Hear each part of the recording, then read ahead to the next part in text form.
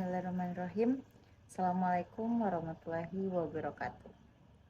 Nah, kali ini saya akan menjelaskan tentang folklore sebagian lisan.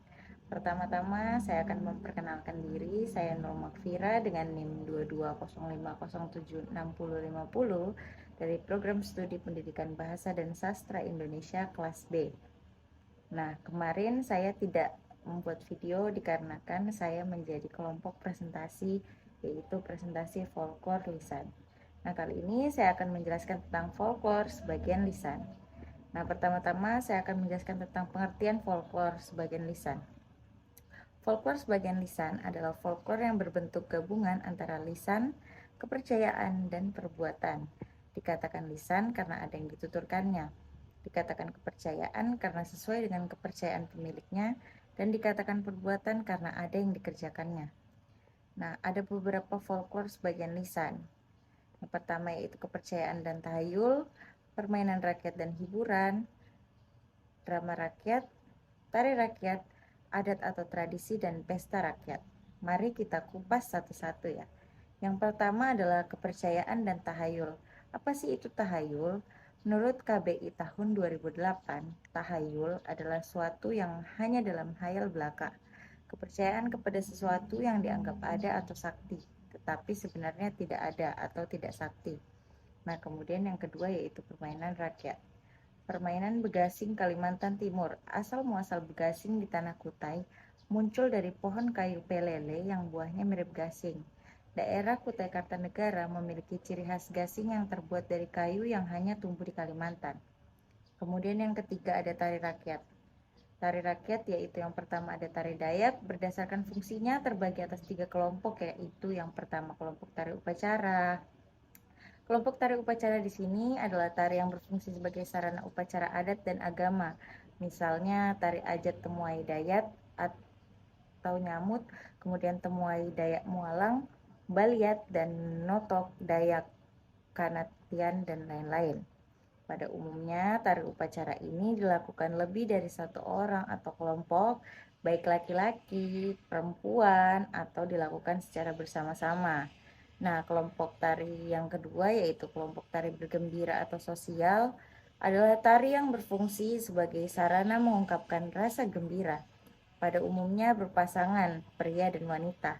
Misalnya tari kondan pada masyarakat Dayak daerah Kabupaten Sanggau Kapuas, pada umumnya tari jonggan Dayak Kanayat. Terus yang ketiga yaitu kelompok tari tontonan, yaitu tari yang digarap khusus untuk sebuah pertunjukan dan dipentaskan pula di tempat khusus kebanyakan oleh sanggar-sanggar Dayak pada pesta rakyat seperti Erau di Kabupaten Kutai Kartanegara, Pesta Rakyat Irau pada Kabupaten Berau, dan Pesta Rakyat Birau pada Kabupaten Bulungan yang diselenggarakan setiap tahunnya. Nah, yang ketiga ada adat dan tradisi. Adat lebih menekankan pada aturan yang berarti cara yang telah ditetapkan harus dituruti dan tindakan atau perbuatan yang harus dijalankan seperti adat sopan santun, ketertiban, dan lain-lain. Sedangkan tradisi lebih menekankan pada sesuatu yang biasa dikerjakan atau dilakukan secara berulang-ulang. Hukum adat di Kalimantan Barat ada dua, yaitu hukum tertulis. Hukum tertulis itu ada di bagian wilayah. Di wilayah itu sebagai sebuah desa, desa adat tentu memiliki batas-batas wilayah dengan desa lain.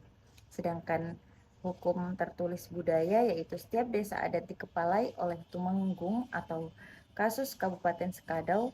Pengangkatan tumenggung sebagai kepala adat berdasarkan surat keputusan Gubernur Provinsi Kalimantan Barat. Kemudian ada hukum yang kedua yaitu hukum tidak tertulis. Pada hukum tidak tertulis di wilayah sebagai sebuah desa, desa adat tentu memiliki batas-batas wilayah desa, di mana batas-batas desa yang berupa sungai, pohon besar, dan batu-batuan telah disepakati secara turun-temurun. Kemudian hukum tidak tertulis kebudayaan, kajian hukum tidak tertulis dilakukan di Kabupaten Sekadau. Agama yang dianut oleh sebagian besar warga masyarakat Sekadau adalah Islam, dan sebagian kecil warga masyarakat hukum adat masih menganut animisme. Kemudian ada pesta rakyat. Pesta rakyat adalah sebuah pesta besar atau sebuah acara meriah yang diadakan dalam rangka memperingati atau merayakan sesuatu yang diselenggarakan di tempat terbuka atau tertutup, jalan umum, gedung atau kantor dengan menggunakan organ tunggal atau alat musik lainnya baik dengan penyanyi maupun tidak. Kemudian ada ritual adat erau dari Tenggarong. Erau berasal dari kata kutai yaitu eroh yang berarti suasana sibuk, riuh, gembira. Alternatifnya dapat diartikan sebagai aktivitas sekelompok orang yang mengadakan acara sakral, seremonial, atau rekreasi. Ritual adat Erau merupakan warisan adat Kesultanan Kutai Kartanegara ing Martadipura. Erau juga dilaksanakan berdasarkan ketetapan waktu yang telah ditetapkan oleh Kesultanan. Kutai Kartanegara ing Martadipura dan pemerintah Kutai Kartanegara mengeluarkan beberapa tingkatan waktu pelaksanaan Erau. Yang pertama yaitu 40 hari 41 malam, yang kedua 24 hari 25 malam, yang ketiga 14 hari 15 malam, dan yang keempat 7 hari 8 malam. Saat ini, Erau dilaksanakan setiap 1 tahun sekali sebagai upacara yang patut dilestarikan. Setelah tahun 1971, pelaksanaan Erau memilih waktu yang singkat, yaitu 7 hari 8 malam, yang sudah menjadi keputusan Kesultanan. Nah, mungkin itu saja yang bisa saya sampaikan pada kesempatan kali ini. Semoga bisa bermanfaat dan kurang lebihnya mohon dimaafkan. Wabillahi taufiq wal hidayah, wassalamualaikum warahmatullahi wabarakatuh.